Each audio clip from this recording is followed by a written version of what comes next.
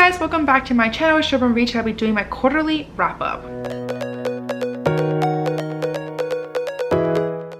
Before I get started, if you're new to the channel, please don't hesitate to subscribe down below as well as hit the notification bell. If you're new, hi, hello, I'm Stephanie. I do a lot of bookish content, but let's just get right on with my quarterly wrap up. So I've never actually done one of these videos before, but I thought it'd be a good time for me to kind of do a little recap on each quarter with my top 3 worst as well as my top 3 best books that I read each quarter, aka the last 3 months. So for this will be January, February, and March, and just kind of give you my thoughts, etc. But yeah, let's just get right on with the top 3 worst books I read from this past 3 months, and these are worst / most disappointing reads. So let's start off with the first one, and that is Venka, which I gave 2.5 stars. Honestly, this book was absolutely awful. I feel like this book deserves even less, to be quite honest, but at the same time there were some good characters, specifically one good character, and I kind of like the plot and everything, but at the same time it was kind of a shit show. I also did talk about this book a lot more in detail in one of my readathons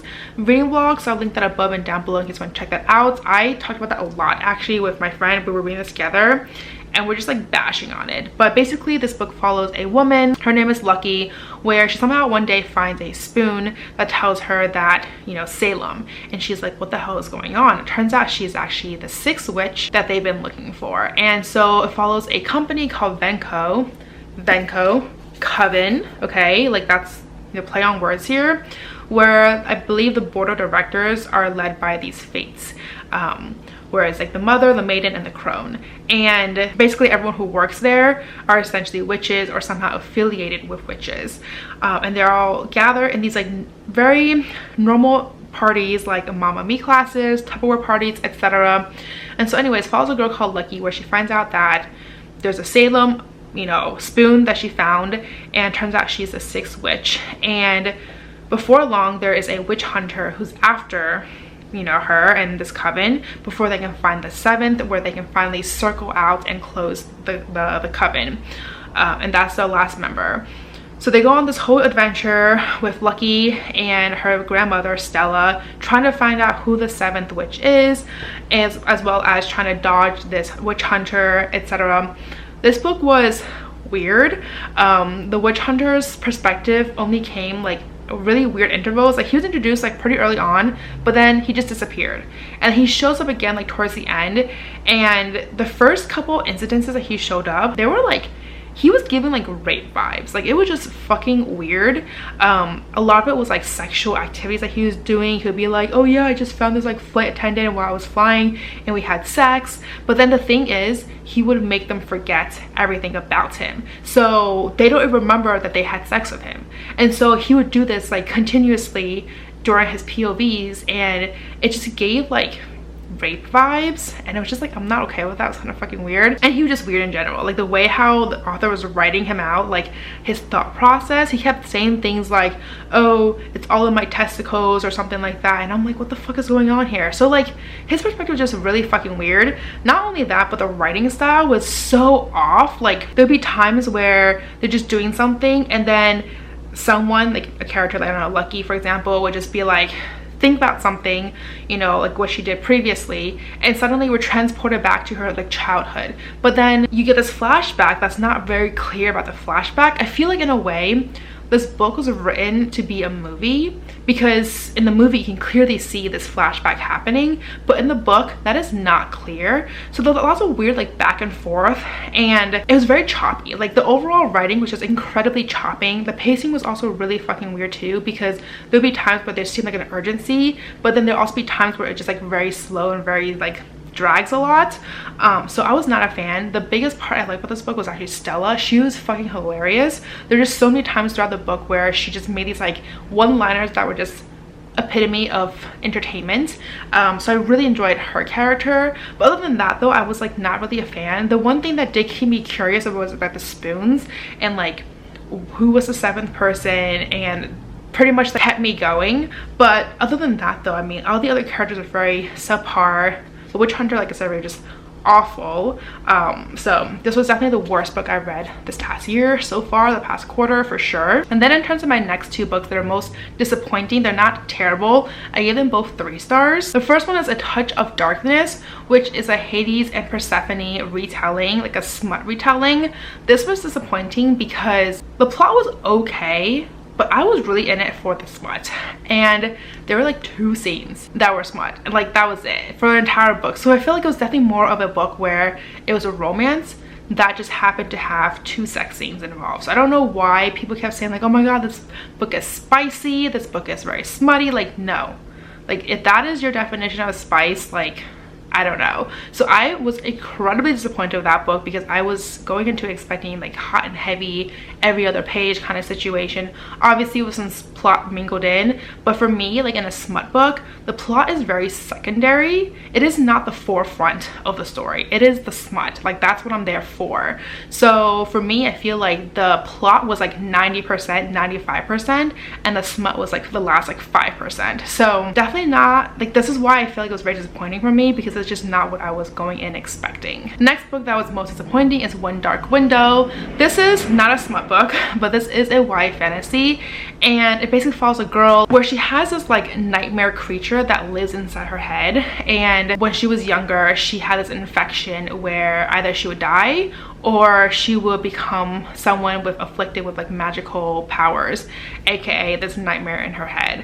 And also in that kingdom, if someone was afflicted with this infection, they're usually sent off to the king and they're like discarded, like they're killed off. So she ended up surviving because of her father, who was like very high up in like the, I don't know, the royalty or whatever it is, dukedom kind of situation. And so she was spared. And so the book kind of follows her like ability as well as a group of other people where she finds out they're trying to collect the cards to kind of like free this like affliction from ever happening again.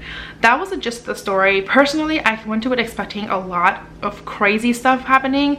My friend who read it really fucking enjoyed it. I personally read it and I was like, it wasn't that good. Like it was an okay read. I felt like the romance was just kind of weird, very much a subplot, so subplot that it shouldn't even be there, to be honest. They were better off as friends, and the story also was just kind of choppy. I feel like just trying to figure out what the story is about while I'm trying to say it is like hard to do for some reason, because it felt very like disorganized. So I don't know, like I was not the biggest fan of the book. I ended up selling it right after I finished it because I was like, I'm not going to pick it up again.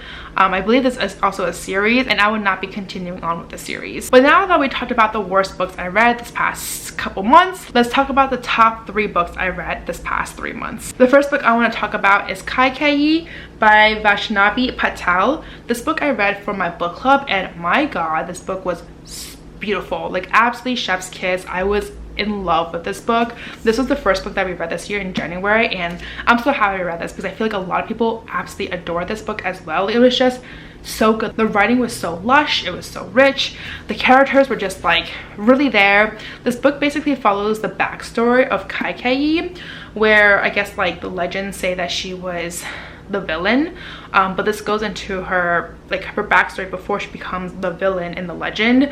I personally have never read the original story before, so I don't know how she's portrayed and like what she was said to have done, but this is her backstory in terms of when she was a kid, or like when she was a girl, to when she became married, and then the events that led up to her being portrayed as a villain. I love this book, guys. The portrayal of her as she goes through this whole situation was just beautiful. Like I don't know, I feel like the author just did such a good job just writing everything and making it come to life. Like I was so fucking invested with this book.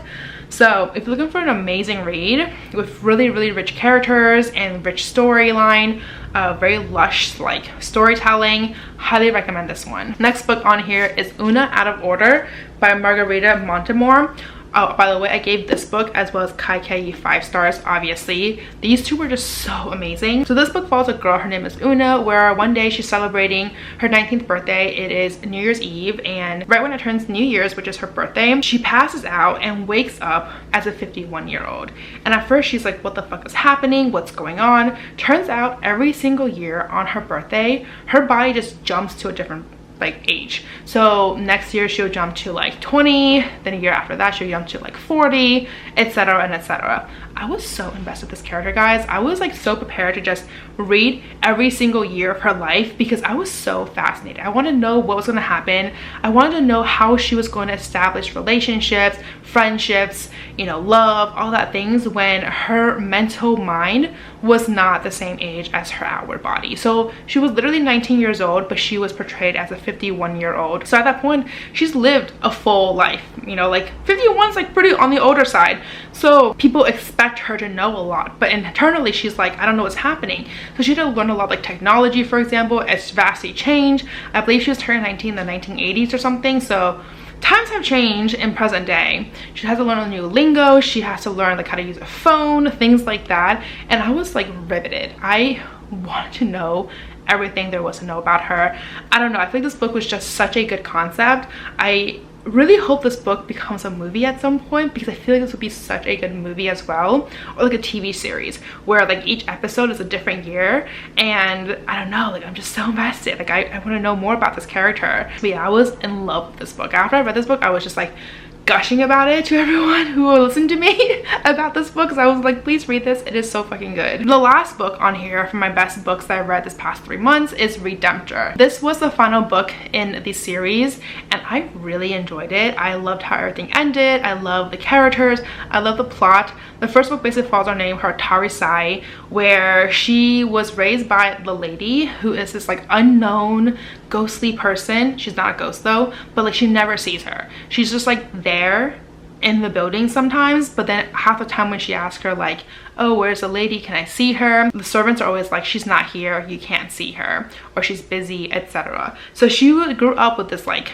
figure that was never really there, and she was later told to join the 11 of the Crown Prince. And to join the 11 of the Crown Prince, basically you become in his inner circle, and by becoming one of the 11, the king, the Crown Prince, becomes immune to certain deaths. It's how the magic system works there. And then she was told by the lady as a mission to kill off this Crown Prince. So obviously there's a conflict of interest, obviously, and as the story progresses, you know, she grows up, she's trying to go against the lady's wishes, things happen, and I was invested with the story. I didn't really expect too much from it just because I didn't really hear much, but then I started reading it last year and I was like enraptured. So obviously this year I was like, I need to pick up the sequel and finish it off, and I did in January, and I was in love. I love how the story ended. I love just the characters and the character development from point A of the beginning of the first book to the very end. I feel like Tarisai specifically grew so much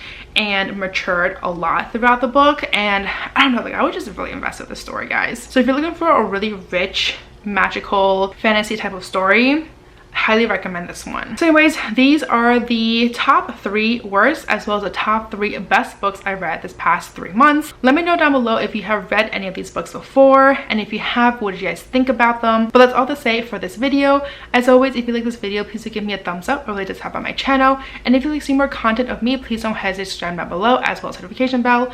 And as always, don't forget to follow me on Twitter and Instagram, and I'll see you guys next time. Bye.